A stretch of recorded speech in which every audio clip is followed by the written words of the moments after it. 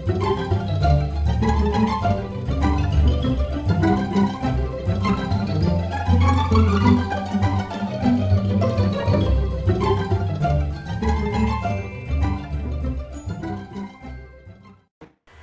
guys, welcome back to my channel. Today we're going to the Auckland doll show and I'm going to show you around and then show you what I got.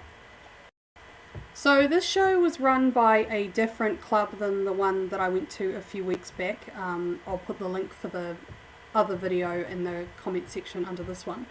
And it was quite a lot smaller. There was probably only about 15 to 20 stalls. It was just sort of in this small building, which was a local horticultural centre, and it was largely vintage.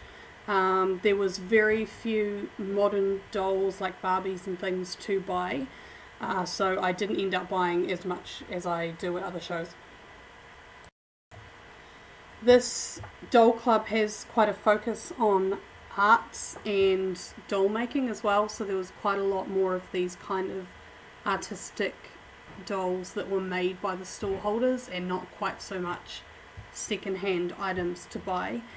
There were a lot of second-hand items to buy, but there was a lot more materials and self-made dolls than there was anything else. There was also, as you can see, quite a lot of teddy bears again. I'm not sure why, but at these kinds of shows, dolls and teddy bears always end up being paired together, and so there was lots of teddy bears. I didn't buy any, but gosh, some of them are so cute.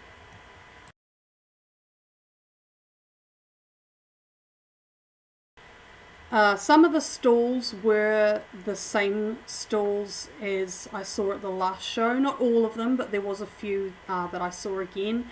And so there were a couple of dolls that I saw at the last show which I left, and then I saw them again today and I kind of wanted to buy them again.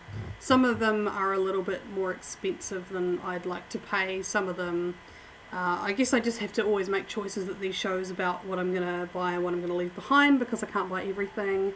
That little set there I actually did end up buying for my daughter just to play with because she likes little figurines. So yeah, so there was a lot of new stuff that I hadn't seen before, and there was some stuff that I had seen before. There is one doll that I have followed at a couple of shows that I really wanted, and I was able to get her a bit cheaper, so I did bring her home, and I'll show you that one a bit later on. These dolls on this display are the dolls that have been given prizes or placed in their categories. So, I mean, the idea of the actual show is that people bring along a doll to enter, and in different categories they're judged and awarded prizes, and so these are kind of on display at the back of the room. So they're not for sale, they're just to look at. Some of them are homemade, some of them are just people kind of putting forth their best doll, or they might have made the outfit for the doll, and we also got to vote on which one of these we liked the best, and that person would win judge's choice. This doll here is the only Barbie type doll that was placed as part of this competition, but the one I picked for my favourite is this one here. I just thought she was lovely and by far the nicest. This doll's house was made by a member of the doll club and is actually being raffled off. So my mother came with me and we both bought tickets, and it's drawn tomorrow. I presume I won't win, but I'll certainly let you know if I do. It's really beautiful, and it's had a lot of work put into it. It's really, they've done a nice job, and it's really nice. The winner is very lucky.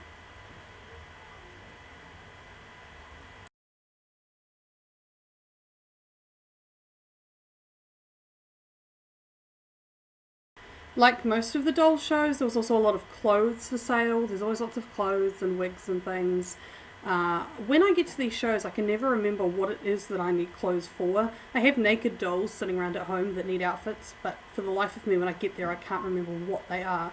So I must actually make a point of making a list before I go so that I know what I need to buy, because I always get there and don't buy any of it.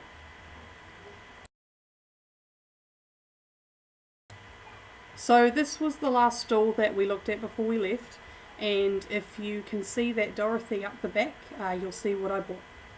So I didn't get as much at this doll fair as I have at previous ones. I normally blow the bank really bad and have bags and bags loaded up when I leave.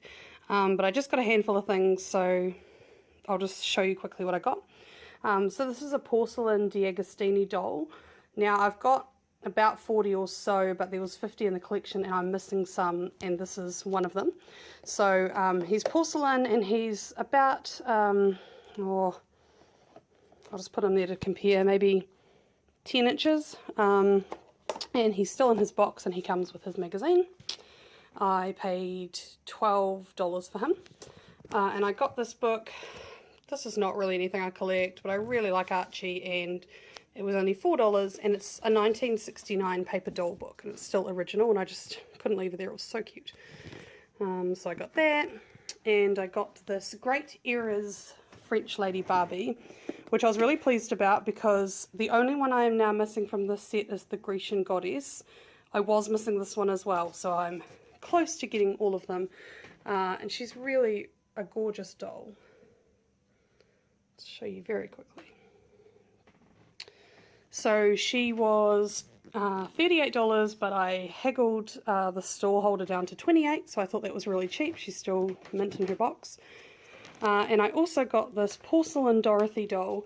Now, you might remember this Dorothy doll, excuse my hand, from the Hamilton doll show run by the Auckland Doll Federation, which I will link the video to under this video. She's not Barbie or anything. She's a porcelain Judy Garland as Dorothy from The Wizard of Oz. And she has a really distinctive face that looks like Judy Garland. She's not just a generic doll with a Dorothy dress. And when I saw her at the other show, she was around $50, and I had already spent so much money, so I didn't buy her. Today, she had $35 on her price tag, and I was able to beat the store holder down to $30. So she's porcelain as well. Beautiful glittery shoes. If I have some time, I might do a more detailed review of her later.